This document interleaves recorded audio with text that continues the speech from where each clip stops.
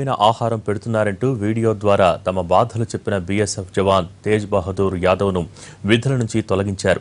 క్రమశిక్షణ ఉల్లంఘన కింద చర్యలు తీసుకుంటున్నట్టు ప్రకటించారు అధికారులు. అయితే తనను తొలగించడంపై న్యాయ పోరాటం చేస్తానని ప్రకటించాడు తేజ్ బహదూర్.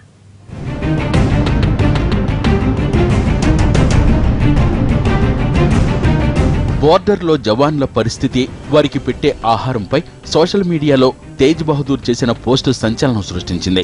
అతనికి సామాన్య ప్రజల నుంచి రాజకీయ, సినీ ప్రముఖుల వరకు అందరూ మద్దతుగా నిలిచారు. జవాన్ల దుస్థితిపై దేశవ్యాప్తంగా చర్చ జరగడంతో కేంద్రం కూడా రంగంలోకి దిగింది. బహదూర్ వీడియోపై కేంద్ర మంత్రి రాజ్నాథ్ సింగ్ విచారణకు ఆదేశించారు. నాసిరకం ఆహారం పంపిణీపై ఇంకా విచారణ జరుగుతోంది. అయితే ఈలోగానే సరిహద్దు భద్రతా దళం బీఎస్ఎఫ్ కఠిన నిర్ణయం తీసుకుంది. తేజ్ బహదూర్ యాదవ్ను విధుల నుంచి తొలగించింది.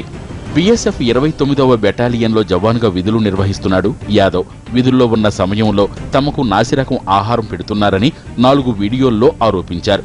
ఒక్కోసారి ఖాళీ కడుపుతో గడపాల్సి వస్తోందని అన్నాడు. ప్రభుత్వం తమ కోసం ఆహార పదార్థాలను సరఫరా చేస్తున్నప్పటికీ ఉన్నతాధికారులు అక్రమంగా అమ్ముకుంటున్నారని ఆరోపించారు.